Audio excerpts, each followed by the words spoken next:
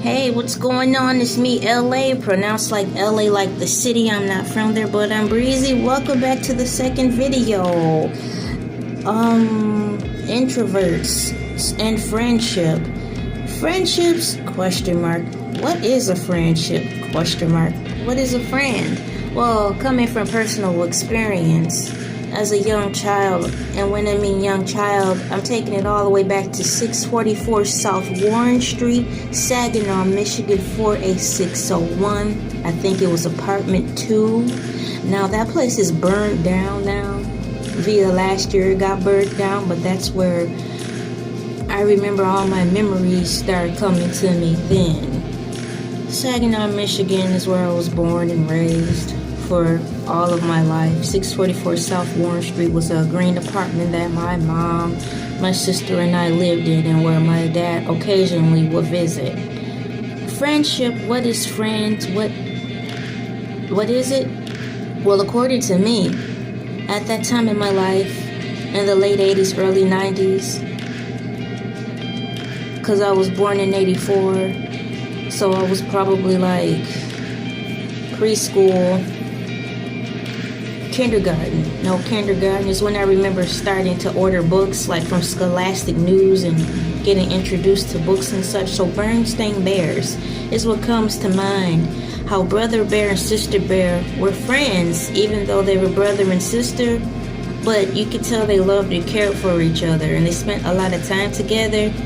So I used that analogy and was like, well, I don't want a brother or a sister. I'm fine without them. But I do want a friend like that, and it would be more fun to have a friend outside of your family, because it would be more exclusive, because then you can, tell stories with someone and secrets if you had any, or jokes or things. Just really, really, really, really be yourself without worrying about one of your siblings going back and tell mama and daddy on you. So I took that concept of the Bernstein Bears, brother and sister bear, how they were so nice to each other and close, and a family, but I wanted that same thing with a friend of someone outside of the family. I was hoping to attain that, and that's how I saw friendship to be, and how I knew friendship to be and believed friendship to be. But the thing was, applying those wants, needs, and traits into real life was unfortunately more difficult for me than I saw everybody else obtaining. So to me, that's what friendship is. It's all the good things, opposite the bad things. If you know more about having a bad friendship, so just imagine the opposite of bad, So you know how most people, unfortunately, in this broken world, they don't really know what love is, but they can guarantee you that they know what it's not. So they're on the right track. So you know what love is, but you know what it's not. So apparently you do know what it is without describing it, without finding the key words. So it's no different from a friendship, a good, healthy friendship. You may have grown up all your life being in bad friendships, but you know that that's not what a true friendship is. It's something opposite of that. But saying those words is kind of an example that you haven't had a real example to give you those right words to describe it, i.e. myself, outside of Bernstein Bears cartoon, seeing what a real friend is was something I never really experienced, but I saw others have, in real life and on TV. But at the same time, it still seemed like it was kind of based on falseness or more for show. There were some people who did have those good relationships, and it was like, wow, I wonder what that's like. Well, however, nonetheless, what is friendship? What is a friend? Is basically, it's a good quality, healthy relationship. You don't have to have a many, 1, 2, or 3 is cool. I like watching shows like, let's see what else I could use that as an example as modern times. Oh, my husband said a great example. Stranger Things is a perfect example of a friendship. like all those kids together, how they just, it started over time, and they got to know each other and told, it was like and told stories and secrets, or, it was a group of friends. So that's the perfect example of friendship, how the kids are in Stranger Things. So to wrap this up, what is a friendship? What is a friend? Is that a group of people who share the same interests,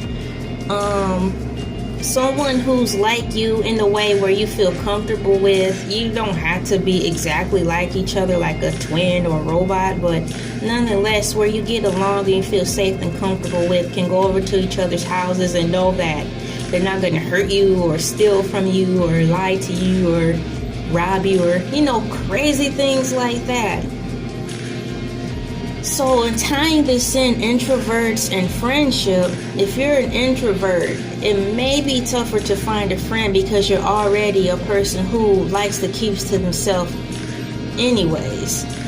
So it's kind of like a double whammy. I'm not sure if I should say double standard, but it's kind of a double whammy because I do like to keep to myself, and I'm naturally quiet by design.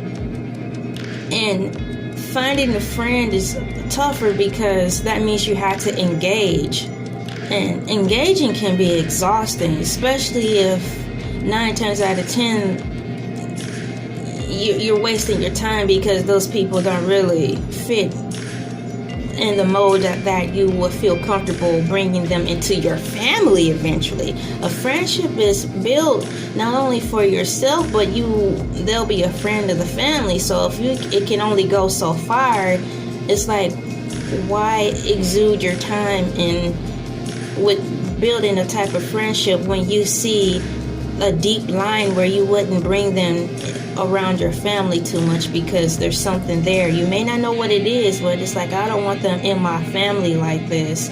I don't think I feel too cool with inviting them over for holiday dinners, things like that. So as you get older, you have to really use foresight to determine whether or not you could picture these people involved with your family and bring them over around your kids, because it's weird. It's really weird. You have to keep those things in mind. So